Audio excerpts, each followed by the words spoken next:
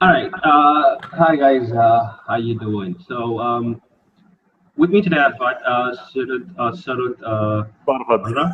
Sirhud. Okay, Sirhud Kalra. Fuck, Yeah. I should ask you that first. Sirhud Kalra. Thanks, Indian. Yeah.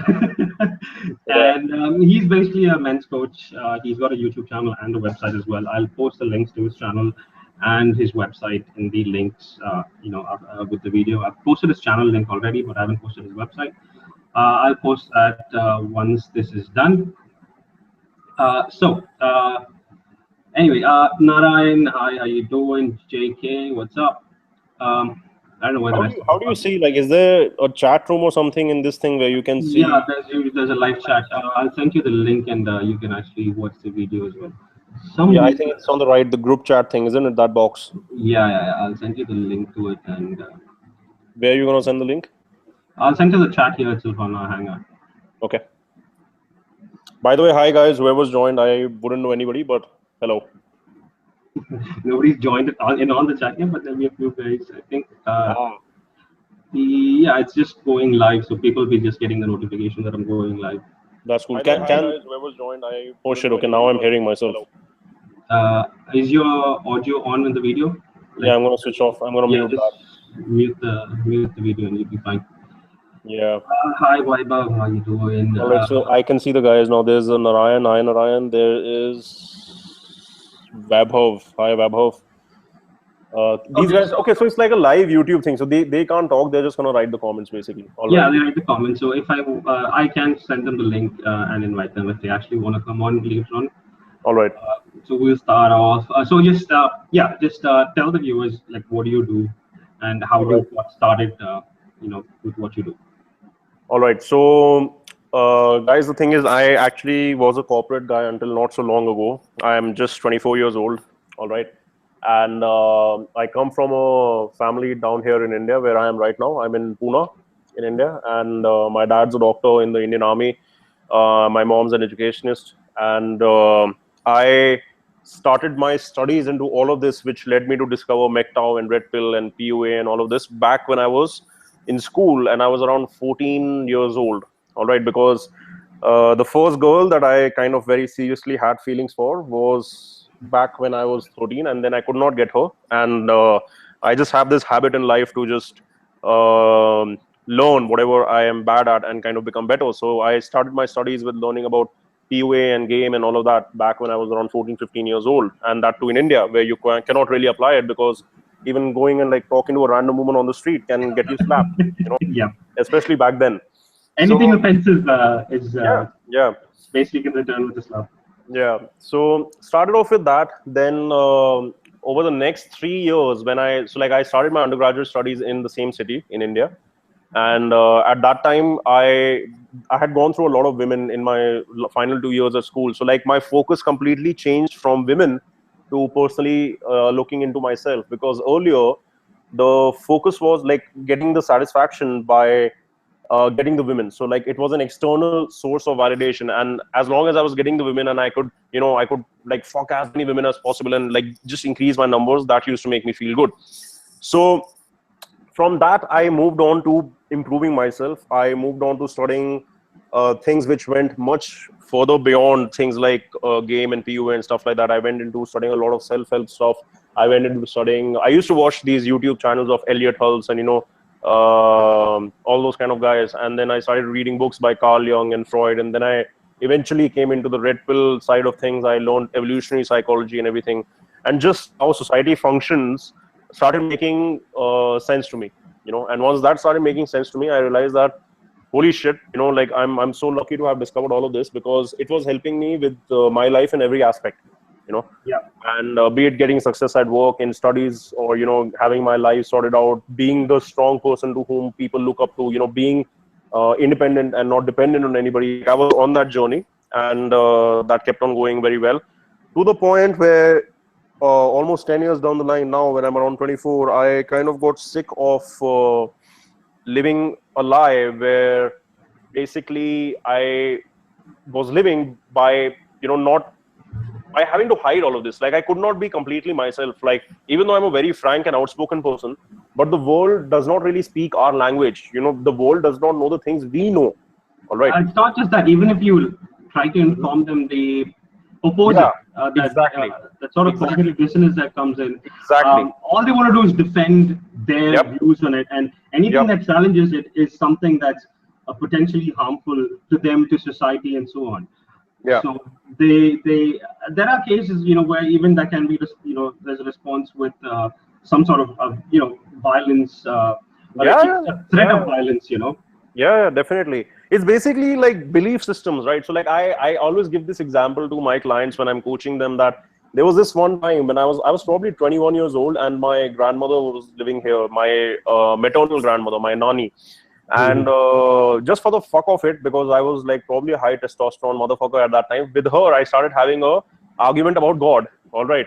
Now she's like, she was 80 or something at that time, and here's a 21-year-old guy kicking her ass over, oh, God does not exist, what the fuck is wrong with you? And you know, like I was just screwing up her, you know, senses with all kinds of logical arguments, to the point where like she, you know, like people, they live their life based on certain belief systems, and if you break it down in front of them, you show them that it does not exist, most people do not have the strength to actually accept that, because then their whole life kind of becomes a lie to them, and they cannot accept that, you know, they were living all this time having a belief which is actually fake, or you know, does not really exist.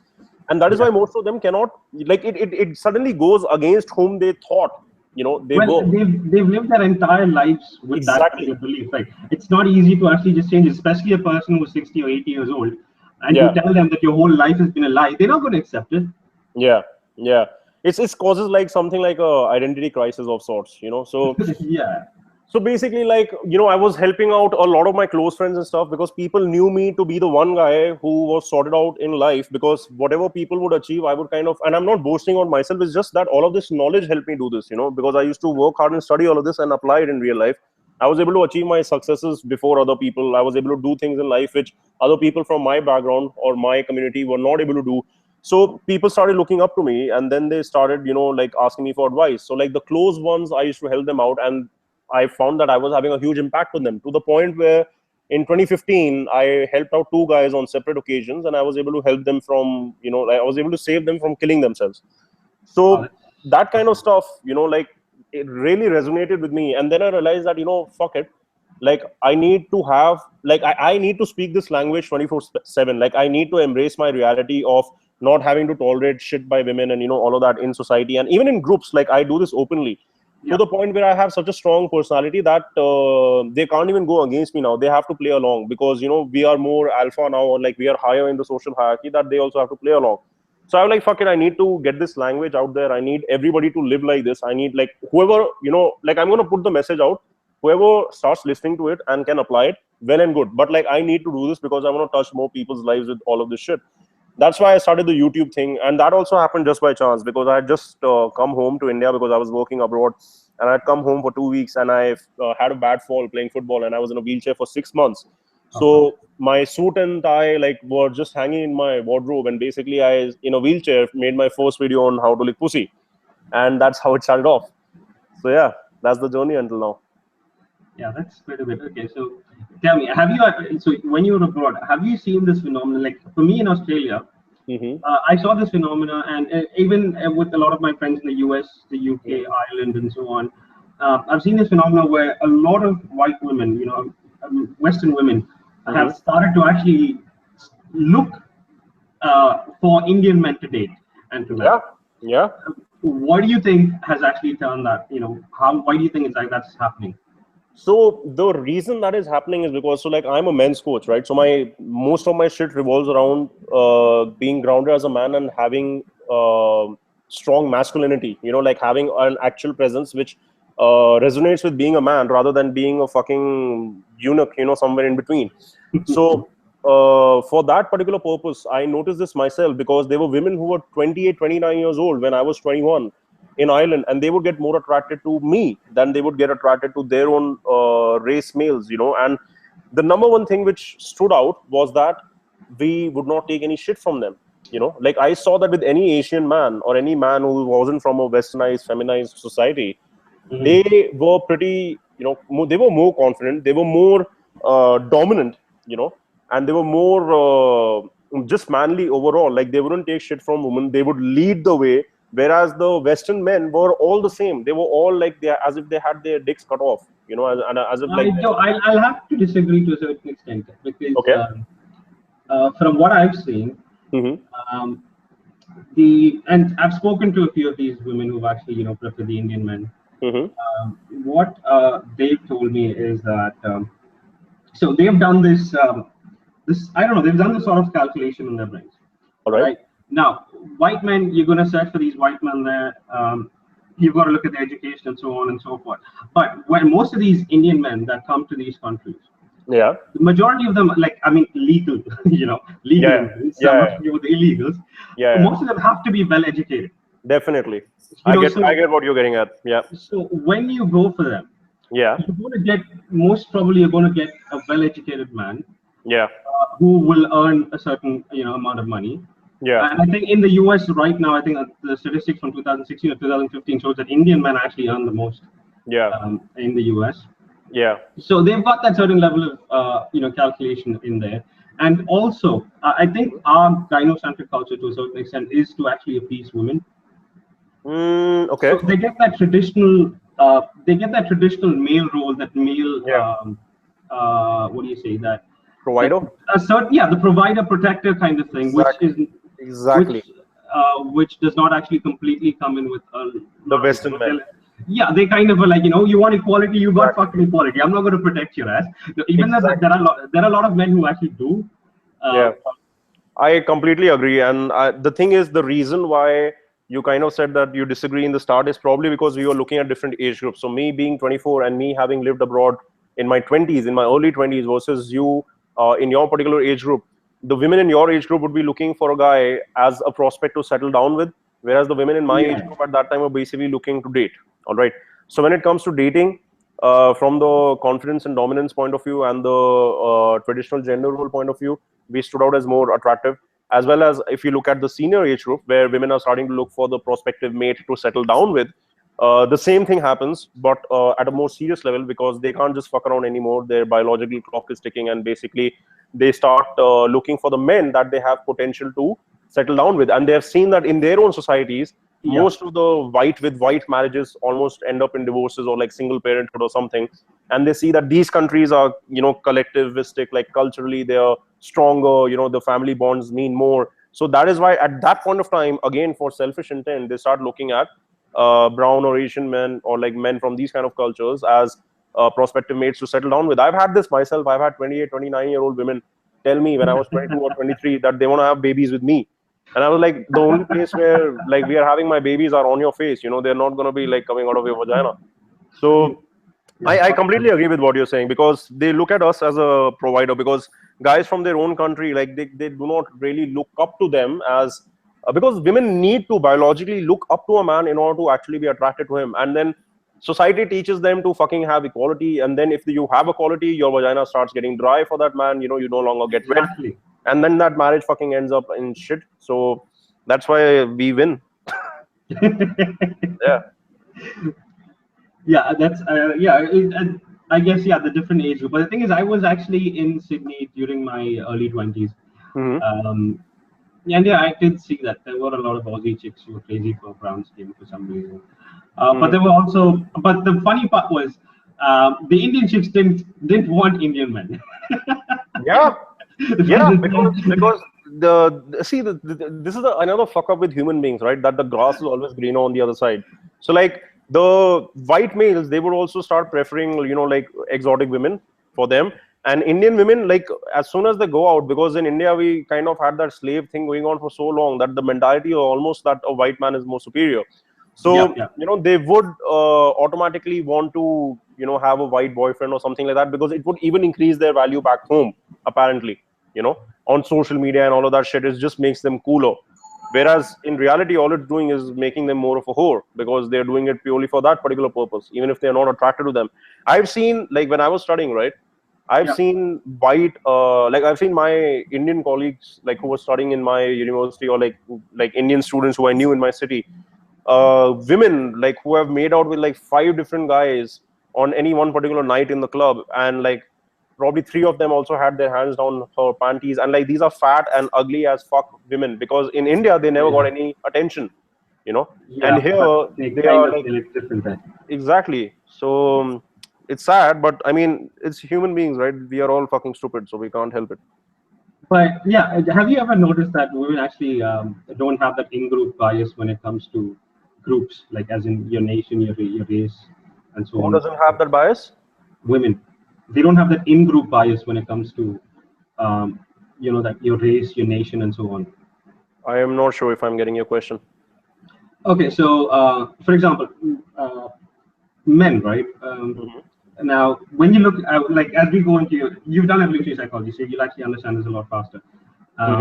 So if you think about, historically, you've got a tribe, right? Now, Yeah. if you're going to go battle another tribe, you've got to kill the men there. But you're not going to kill the women because you've got extra reproductive ability there, right? Of course, you want to increase your chances of like leaving your genes. Yeah. Yeah. So now the excessive reproductive ability. Now, women who would have opposed, the men from the other tribes and killed themselves or fought so that they would have gotten killed, what do you think would happen? Those women would not have passed on their genes, right? So the women who have passed on their genes are the ones that do not have that in-group bias towards your own tribe, your group, your race, your nationality. Yeah. If I'm getting you right, then yeah, I agree with you, because basically, the thing is, women by nature, like, which is not really in their control, they're opportunistic.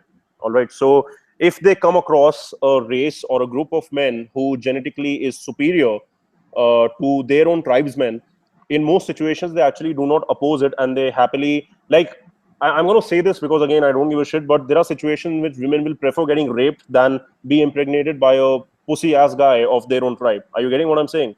Isn't that what the Swedish feminists say? We'd rather be raped by the immigrants than be protected by the white men.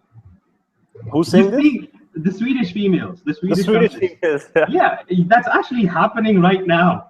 Okay, no, I didn't know this particular thing. I know what happens in Sweden, but I didn't know that Swedish women are wanting it also at the same time. Well, this is actually what Swedish feminists actually came out and said. Feminists, are you fucking serious? Yeah. Man, these guys never fail to shock my ass, like every fucking day. Like there's some new bullshit coming up. Of course. Hey, Lene, Joey, what's up? Okay, so Joey's got a question for you. All right. I need some interview advice. Can you tell me? People tell me I'm too intense in the interview. Any suggestions? Intense in the interview. First of all, what kind of interview are you talking about? Because it'll, like, the advice that we'll probably give you will always change with the nature of the job that you're looking at. And when you say intense, what do you mean? Do you mean like you're too nervous and stuck up, or intense in what way? Are you like, if an interviewer asks you a question, you just go extremely hard at try to convince him and like give him a good answer? So like, if you can just explain a little bit more, it'll be helpful for us to help you out. I hope that makes sense. I'm not good at actually giving advice on interviews. So, leave me out of this. The life coach is a lot better than that. Even I'm like surprised as to what's going on. So, but anyway, there's a good bunch of people. There's around 7 guys. Joey joined in Staying MGTOW. I guess that's the channel. Is that a channel on YouTube? Yeah, Staying with Fee is my born rate, and he's one of the guys who actually I went for my first live stream with on his channel. So we do a weekly live stream on my channel at 10 o'clock Saturday, and then at 12 o'clock we do a stream on his channel for, I don't know, he goes in for like around up to 8 hours sometimes. I kind of yeah, on live stream.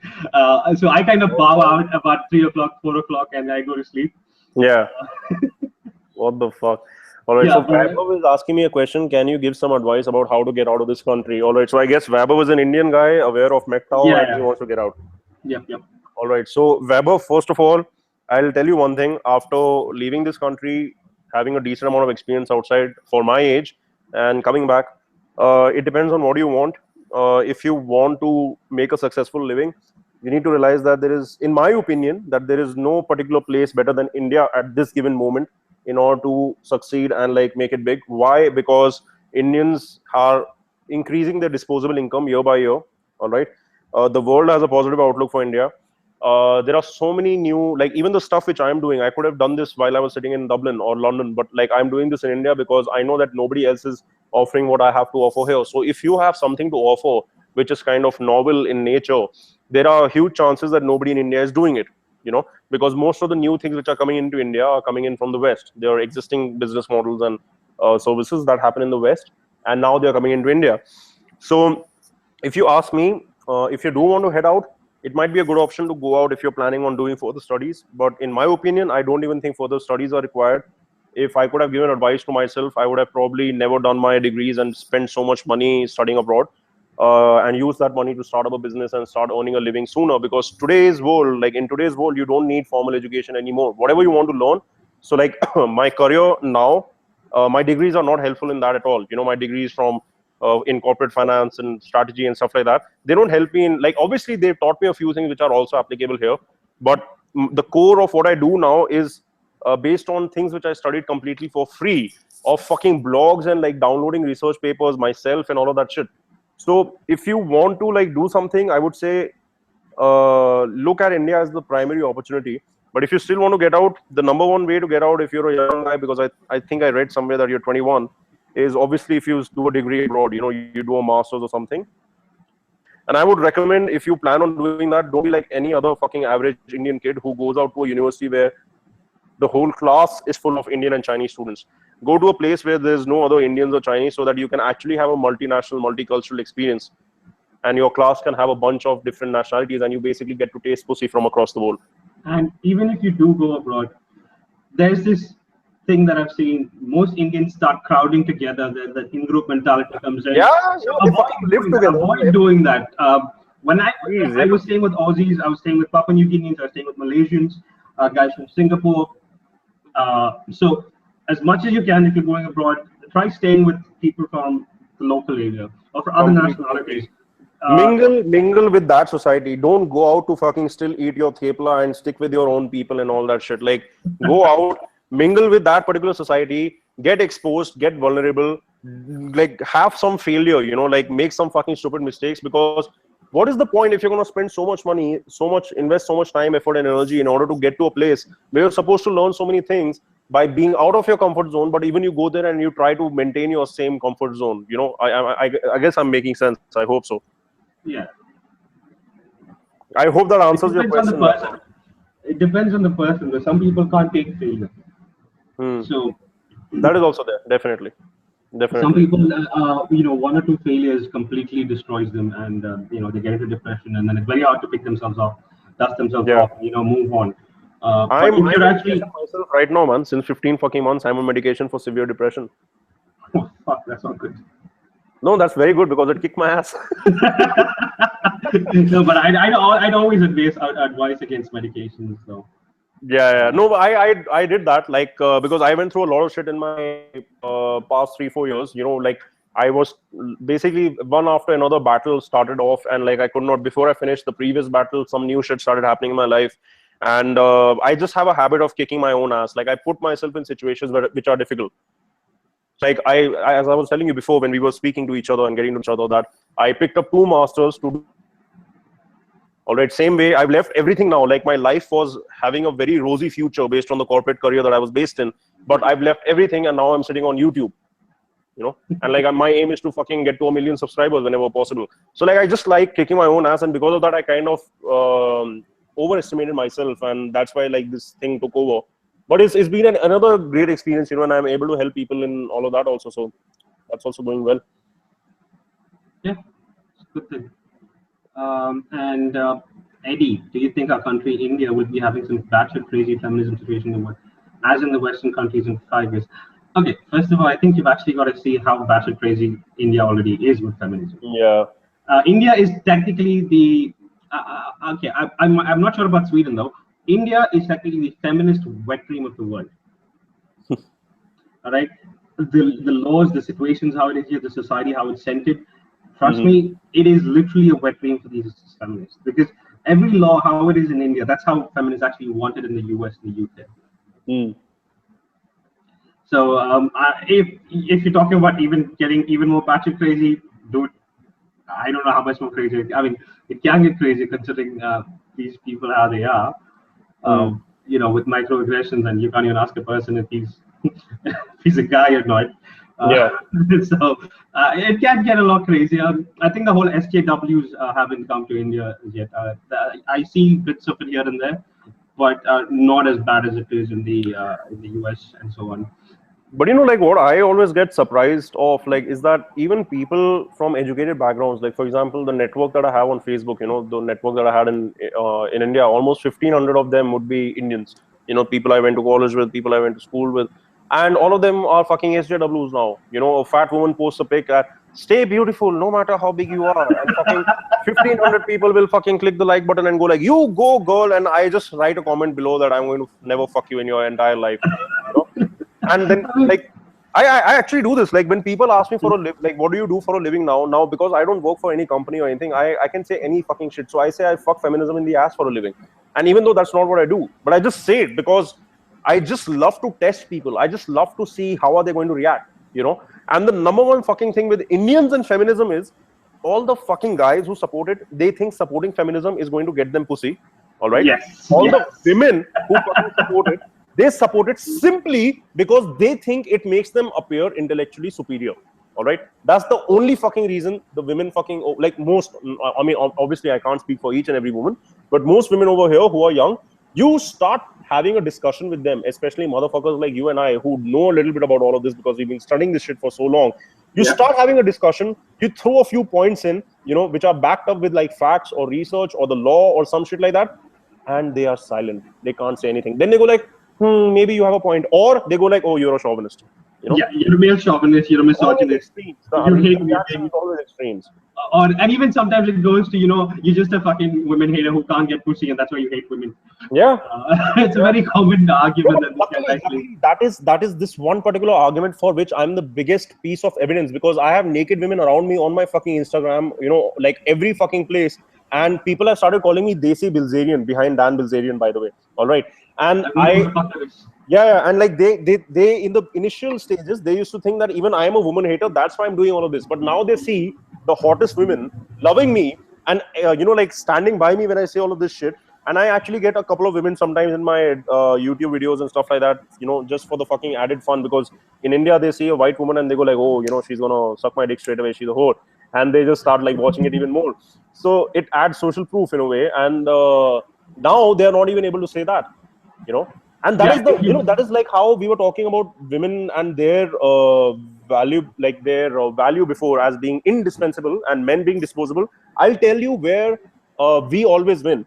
All right, if there's a man like Donald Trump or Dan Bilzerian, the amount of status that they have, no matter what shit they do, they'll get away with it, and women will follow them, because women will do anything to get with them, those guys, you know. I hope I'm making sense what I'm saying here. It makes complete sense, man, because we've seen that over and over again, like guys like Ted Bundy and so on, the guys who fucking murder, rape, and you know, screw over people like crazy, and they get a shitload of fan mail from women. What is it called? Hyperbistophilia, I think that's what it's called. Women's love for these dangerous men who even rape other women. Yeah. You know, so it's just the psyche that women have, that even when it comes to, you know, the whole rape fantasy. Yeah.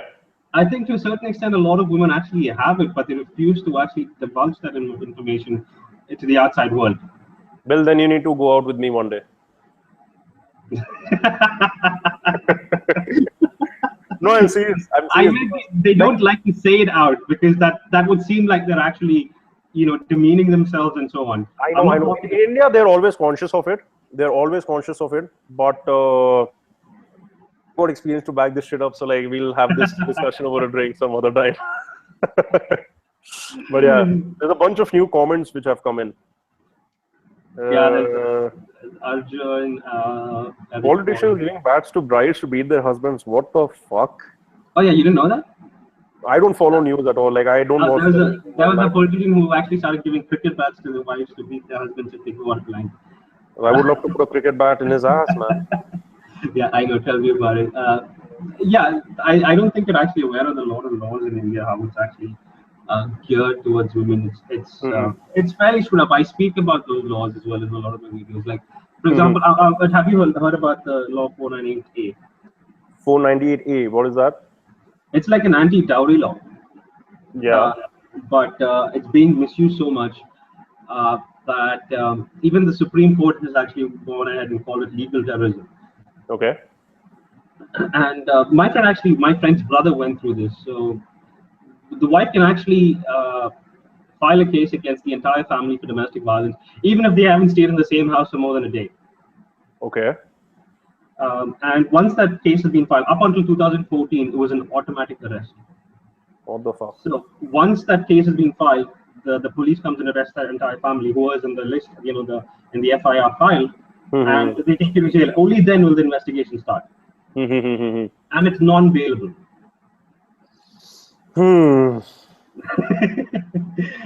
And also, like, when you look at the basic, you look at the basic laws that actually, are in India. So let's say, so this is actually a case that happened, and it's bizarre, but a lot of people, I think the majority of the public are not aware about it. Okay, so the first one is that so this woman, she went and filed a 498A domestic violence case against her husband, and the reason for filing it was because he asked her to cook. What the fuck? She doesn't work, and she doesn't want to cook. Okay, so that's one. The other one is that this woman works, he also works, and she doesn't want to eat at home. She wants to eat outside. Oh yeah, I've come across this, and she wants him to take her to the restaurant or something every day, isn't it? Some shit like that. Yeah, she basically wants him take him out every day, and that is technically under the law. That is economic violence. So whatever the woman wants, if you don't give it, that's actually domestic violence. The law says that you can't stop a woman from working, but whatever the woman earns, it's completely her money, and whatever the husband earns has to be put into the family. So you can't take her money. Yeah. But she can take all your money. So what's yours is hers, and what's hers is hers.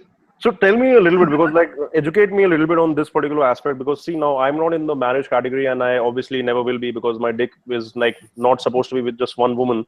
All the others will like start crying.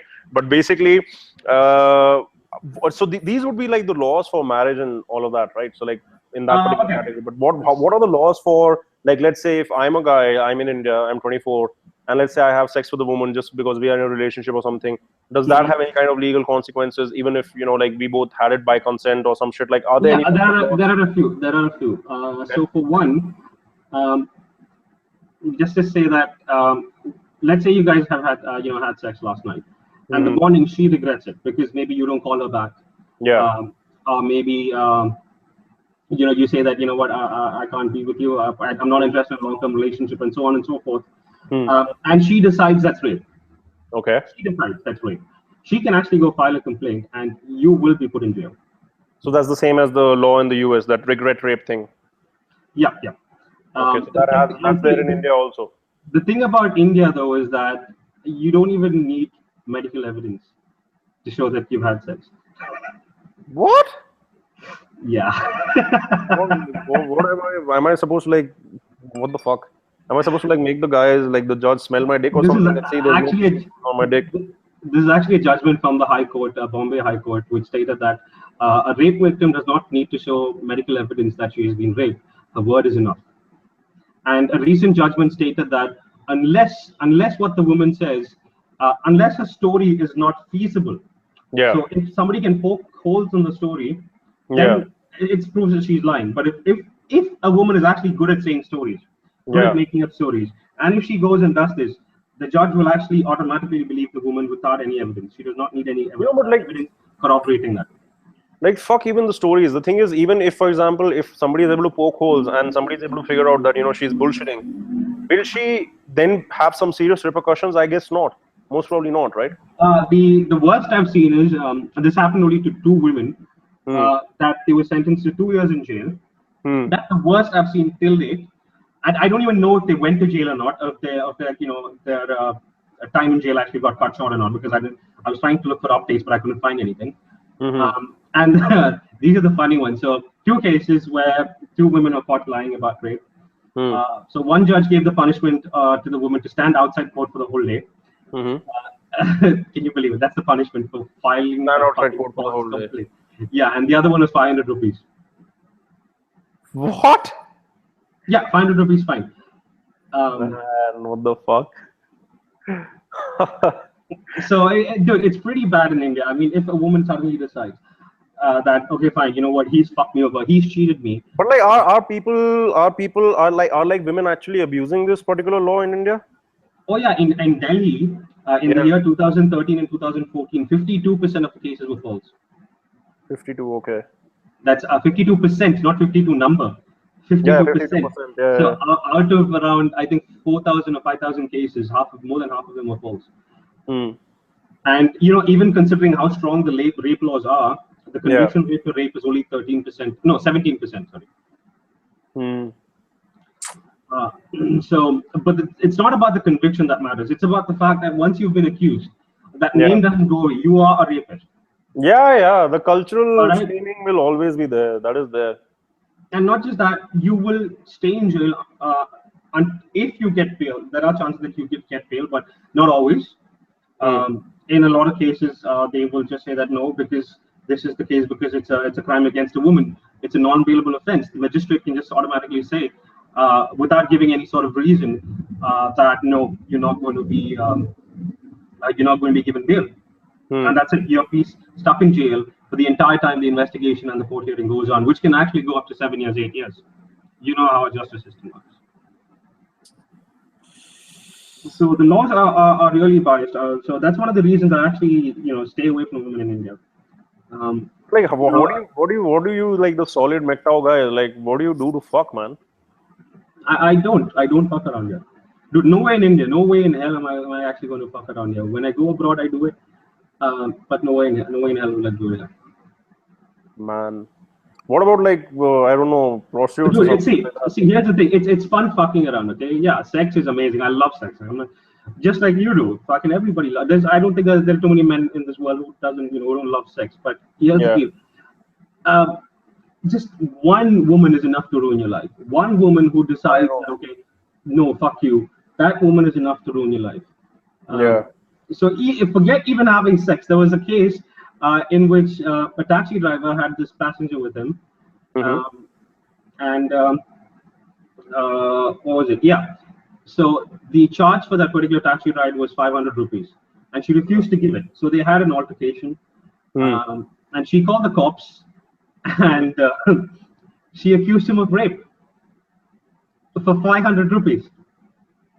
Man. And that guy was actually stuck in jail until the end of the court hearing, but luckily for him, it happened pretty fast, and he was out in, I think, 8 months or so. But that's how it is here, and that woman does not get any punishment. So it's just pure trial and error. And the rape shield laws are such that even if there are women who've actually done a lot of false cases in the past, that cannot be brought up in court to say that this woman is actually lying.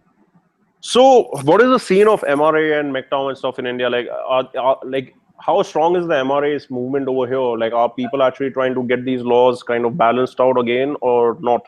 They're trying, but it's not actually working that well, because feminism is actually it's government funded. Okay, for example, the last year's budget gave them 18,000 crore rupees just for women's schemes. Okay, so it's got a lot of funding from the government as well as from the UN Women. So UN Women, they spend $35 billion a year on just women's issues around the world. Okay, so depending on the number of cases you have in your country and so on, they divide the cash according to that, and there are a lot of other things as well. So you're getting funding from UN Women, you're getting funding from a lot of other countries as well, and you're getting funding from India as well. So you've got a lot of money behind these women's rights activists.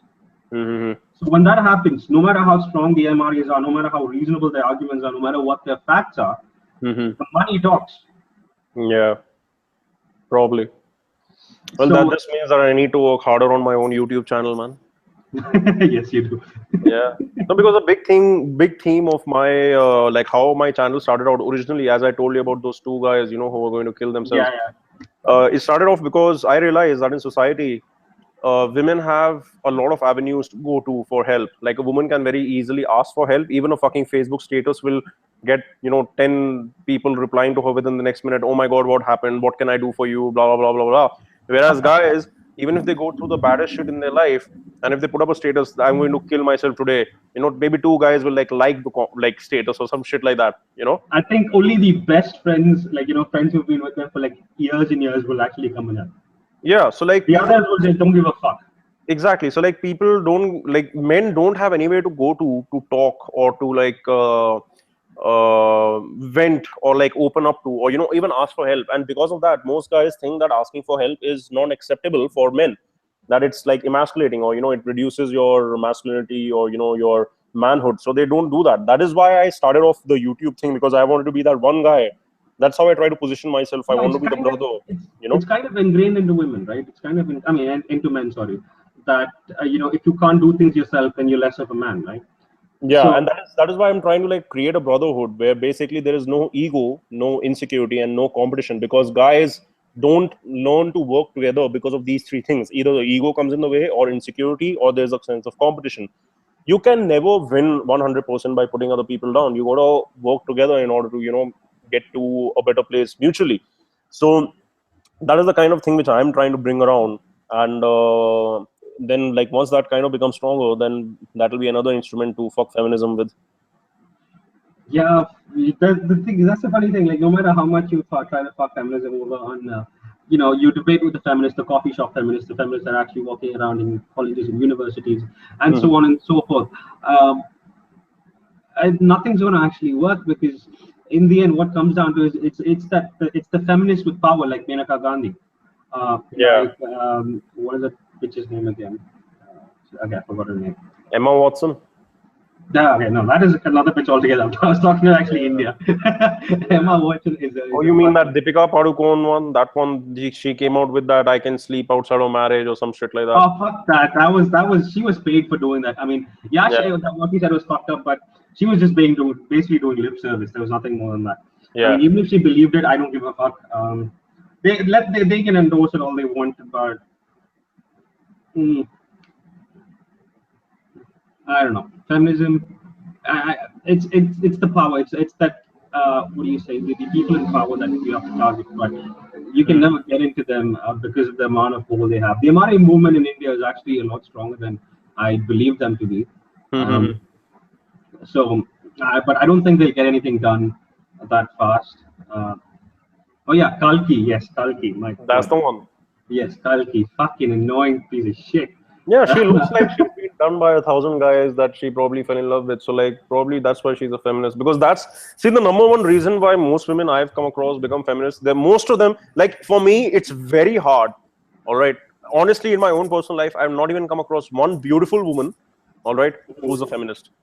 All right. Now, fuck me for noticing this correlation, and I'm not equating it to causation, but I mean, stereotypes exist for a reason. Most feminists I know in my own personal life, they are fat or ugly or have hair on the nipples while being women, or are fucking just ugly as shit, man. It's a commonly running meme. Yeah. It's been. I mean, the whole. It's been running around. The same thing has been running around in a lot of minds. Yeah, and that is a very good way to get. There are a bunch of women who are on the fence or they're nowhere. So like they automatically accept feminism just by default, that oh yeah, I'm a woman, so I should be a feminist. Those kind of women, right?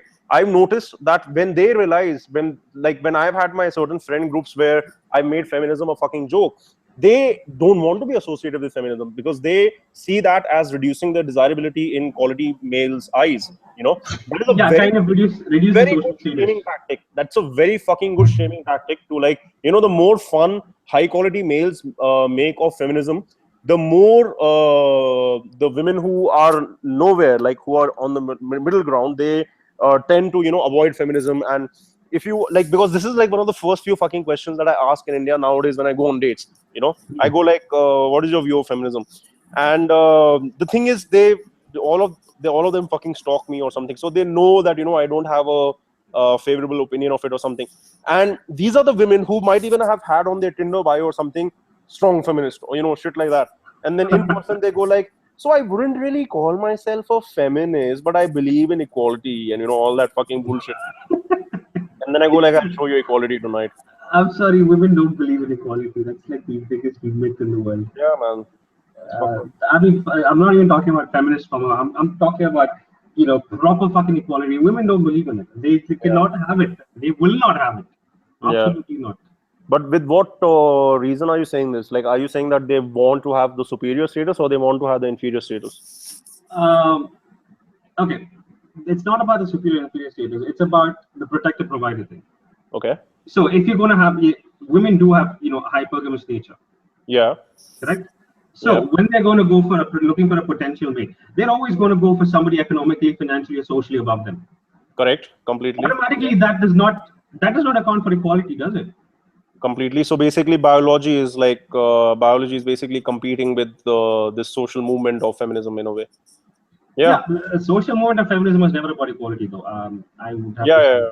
It was even from the first, everybody says, the first wave was about equality, and the second wave, and then the third wave was when it fucked up, till then it was always about, fuck you. First wave was not about equality. From the first wave, from the time feminism actually started out, it was purely about getting special privileges and rights without that particular responsibility comes along with it. Yeah. I know this fucking thing, right? Like, and see, this is the thing. Women and their nature is paradoxical. If they say something, if they say this is what they want, they probably is the opposite thing which turns them on. So, like, is the simple example is women say they want a nice guy, but it's the bad boy who makes them wet. The nice guy gets dumped or like gets friend zoned or shit like this. The same thing happens when it comes to feminism. They say that they want feminism, but alone at night they want the guy to fuck them like a prostitute. Like that is they want to be treated like an animal in bed. Yeah, and I'm not saying that's wrong, because fuck that. Even I like doing that. It's not fucking wrong, but at the same time, then they can't get around their paradoxical nature, because women are built to confuse men. Action point of view, women's nature is like this so that they can weed out the pussified men, so that the pussified men do not get to reproduce, and the women just have higher and higher quality sperm for their own reproduction. So you're basically saying it's a shit test. It is the biggest fucking shit test of nature. And it will never go. I'm telling you this. Feminism will go, some other shit will come. This will never leave the earth, because it's in our nature. Like it's fucking primal. Yeah, of course not. It's in our nature, and the society just reinforces it. Yeah. So if it was purely nature, I would say that there are chances that it could possibly be changed. Yeah. But when you've got this certain nature, and then it is completely and utterly reinforced by nurture or the environment around them, you're not going to see that change. I mean, there are a lot of women who say, I want equality. I actually want to marry a guy who makes the same amount as me, and I'll do the same amount of work as him, and so on and so forth. And I want him to help me in the kitchen. Okay, fine, he'll help you in the kitchen. But here's the thing: once he helps you, start helping in the kitchen, what's going to happen? Your pussy is going to dry up. Secondly, he helps you in the kitchen. Are you going to do the yard work? No, they're not going to fucking do the yard work. So when it comes to, they want equality in specific areas, but advantages. As I said, it's in their nature to be opportunistic, man. Yeah, and so that's why I said that women by nature they can't go for equality. That's what I meant. Definitely. This is why, like, even with my guys, I try to make them understand that instead of like trying to manipulate the environment, manipulate yourself so that the environment becomes favorable for you. Like either you become such a high status male or something, so that all of this shit doesn't affect you. So like I'm completely outspoken about my views of where women are good and where women suck. All right, and where men are good and where men suck. And earlier, when I would not have achieved this particular stage of life where I am at right now, women could have given me shit for talking like that. And like I've got my ass fucked so many times by so many women, like like in public and shit like that. But now I can get, like, now those women would happily suck my dick, but I wouldn't even look at them because I've got their mothers already sucking my dick. So that's the thing. Like they're so opportunistic based on the sexual value of the opposite person, of the male. They decide whether they want to put a rape allegation or not. If the man is someone worth settling down with, then they'll happily have sex with them. And let's say if the man treats them like just a one night stand, then they go like, okay, if I throw an allegation, I can still gain some provider support by throwing up a case and then getting some kind of support from the law and shit like that. So they're very opportunistic. On the other hand, if the guy decides to marry them, then they'll call it true love. I'm going to tell you one more side of the law as well. I should have told you this at that point in time. So, now if you've had sex in a relationship, now this doesn't even have to be rape, consensual sex, all right, in a relationship. And the woman, when you break up, the woman goes and tells the cops that he didn't rape me, we had consensual sex, but he promised to marry me, and now he's not marrying me. That's rape. What the fuck, dude? That's rape. Oh god. That's actually called rape on the promise of marriage. Can't believe it. Yeah, so dude, trust me, this is why when for you, I'm telling you, ignorance is bliss. But with how the laws are in India, there's no way I'd fucking go about doing this. Yeah. That's my advice to you. But then, you can do your thing. I'm never going to actually, impose my views or my way of living on a person. But as just my advice, because it's fun having sex. It's amazing, getting these women chasing you and so on and so forth. But all it takes is one angry, vindictive woman. Yeah. And you're done. Your life is over. I'd rather not take that risk. If you look at the risk and benefits, there are no benefits to it. There are only risks. Yeah, I get it. So that's kind of the reason I tell the guys in my that watch my channel. This is how I see it. So, and I tell you again, you can do what you want. I'm not going to impose my way of living on you, but I think you should at least have the information. Yeah, no, definitely. Let's see how things go in the future. Let's see if like going on about what you were saying, women. When you're telling me about women want nice guys. They say they want nice guys, but they want the bad boys, and women actually don't know what the fuck they want completely. Exactly. They don't. They say they want the nice guys, but the bad guy is the one they get attracted to, and then they go like, oh, but it just happened, or like it was love at first sight, or like it just felt right. Well, fuck you then. Like what to do. I've actually kind of I have an idea of how I actually go about it. So just like you said before, so when during the earlier stages, you're going for the guy with that alpha male, the dominance hierarchy sort of thing, to fuck around, to date, and so on. But when it comes to settling down, they go for the one that will provide for them, to protect them, and so on, not for the bad guy. They go for the nice guy kind of thing to settle down. But here's the thing: what happens in a lot of cases is that they settle down with this guy, but then we fucking other men on the side because they're not getting that sexual gratification. Yeah, that alpha fox beta box thing, right? So they don't get this sexual gratification, and we see this in a lot of species. We see this in baboons, we see this in sparrows. Yeah. So like in sparrows, what they do is that they actually, they bring worms, they bring all these things to build the nest and so on. It's a way of showing that I can provide for you, I can protect for you, and I can protect you and the children. Yeah. That's the way of showing it. And so what these sparrows sometimes do when they come late to the mating game, the female sparrows, they'll actually pair bond with one of the lower males. Yeah. I get know. his protection and get his thing and so on. But they will when the male isn't watching. This is there in that. Isn't this in Sex at Dawn? Isn't this there in that book? No, this was actually something I read in the Red Queen. This is a piece of research. Red Queen. Red Queen is the one. Yeah, it's in Red Queen. I was just confused. It's in one of these. I've come across this, and it is true. It even happens. It's that whole alpha fox beta box thing, right? And India is like actually it's becoming a pretty big real-time example of this particular strategy which women use, because I've got married women hitting on me like in the gym and shit like that, and I go like, honestly, what the fuck is happening to our country, man? Like this was the one place where things were fine, but like it's fucked.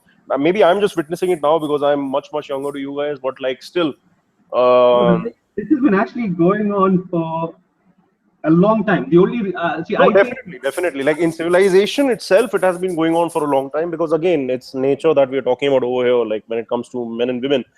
But that's like all we can hope to do, and that's what I did with myself, and that's what I'm going to try to make my guys into, the ones who watch my channel or the ones who are my clients, that I try to make them the guy who can be the alpha as well as the beta at the same time, who can be the protector as well as the provider, so that the woman never even dreams of anything else. If I wouldn't want to be the protector, I wouldn't want to be the provider. You want to protect yourself, do it yourself. You want to provide for yourself, fucking do it yourself. Yeah. I'm not gonna fucking do that shit. I'm not even a big fan of the traditional marriage. Okay? Yeah, no, I do get it, but unfortunately, like a lot of just regular people in society, they don't get that, right? And they won't even be able to leave the world as it is right now and turn completely, red pill or MGTOW or any of the one particular movements. True. Yeah, I agree. But yeah, all the best to those men who actually still want to go, to plantation, get married, and so on. Once your life gets fucked, don't come back to us. That's all I've got to say. Yeah, I know. This guy just posted a comment, Eddie Revolution. Look at your subscriber number. A woman YouTuber gets more for posting stupid stuff. It's completely true. You're talking about YouTube. Man, you should see Instagram in India. There are women, there are 16-year-old women. All they do is they click some stupid selfie every day and they put it up. They have 300, 400,000 followers. All right. They have zero content. They have zero personality, nothing. It's just that all the fucking beta males in India, like all of them are like, oh, sweetu and honey and your eyes so beautiful. And when it's a picture of a cleavage, they'll say, oh, your eyes are so beautiful. And like, where the fuck? The nipples are not eyes. Like, what is wrong with you guys? And I've actually started fucking with these women sometimes. So in case if I'm online on Instagram and in case one of these women go online and if I get it in my fucking explore feed, then I go on there and I go like, you're a slut. You don't know jack shit. You're dumb as fuck. Now I just start fucking around just for the fuck of it, And I tell all the guys, she's dumb as fuck. Like you deserve better, but there's no point. Like I just do it for my own fun. But yeah, it's absolutely useless. Everybody, the only thing that other guys would do is attack you. Definitely. And when they attack, then I start fucking with them also. I go like, why do you want her tits? Are my tits not good enough? And I just start fucking around like that. So you start fucking trolling them. Yeah. I troll my own subscribers on my own channel, Like there's this lady and it's so bad of me, like because I'm a guy who just does anything. So on this one channel, there's a woman who I've spoken against women, and like one woman actually supported me and I replied to her, Juta khayegi, like will you like take a shoe if I throw it on you? I just fucking do any fucking thing, So but anyway, that's what I call being a free man, like that's what my philosophy is. You should be able to say whatever you can. Yeah. But the thing is, as long as you have your own, things set up, your life. Definitely. Like, obviously, don't do it at the wrong moment and don't do it with the wrong people, and just be a little wise about all yeah, that. especially if you're actually going to be employed, then you've got a problem. If you have an employer, then you've got a problem. If you're running your own business, you're a little more safer. Definitely. That's a lot more safer. I know. Is it all right if we wrap this up? Yeah, sure, not a problem. Yeah. Been around an hour. I got to get back to my client calls. Oh yeah, fuck it. Yeah, sure. It was good having you on. Thanks so much, man, for getting me here. It's been great talking to you. I hope there were some people who watched and like were able to benefit. There's been a bunch of comments about various things. So I'll link them to your channel as well, so they can actually come and check it out. I've already linked it. It's there in the description already. All right. You check it out. That's great. Yeah, guys. Is it Sirhud or Sirhud? Sirhud. Okay, Sirhud. Yeah, Bordeaux. Yeah, I haven't seen it. No, not the movie. The word means border. The word means the Sirhud. Is it? Indian Pakistan. Okay. Yeah. Fine. Okay. So Sirhud. Okay, Sirhud. All right. Anyway, thanks for coming on, mate. Thanks for inviting me over, man. Great to fucking talk, and like we should do this more often. Completely cut loose. Yeah, I'll actually see if I can do something like this on my channel also. I would love to have you there, but I'll. The thing is, I've got a decent amount of women also watching, and I think I need to prep them up because slowly what I've started doing is I've started exposing my audience to more and more crazy shit, So like I'm slowly going to make this more mainstream, and when it becomes mainstream, then we'll bring in like a bit more extreme things like MGTOW and whatever. Yeah, because I don't give a shit. Like for me, it's like anything goes, Like I just, as long as it's something which can provide value, I go like fuck it, let's just talk about it. Whoever likes it, because I want my channel and my community to be a place where emotions don't come in the way. Just because something does not feel nice to your ears doesn't mean that you have to get angry or like not listen to it or something. You just look for value. Yeah, seriously. But anyway. Anyway, thanks for coming on, man. All right, guys. So that was Sirhud Kalra. And I will see you guys next Saturday, 10 o'clock Indian time. See you guys. Bye-bye.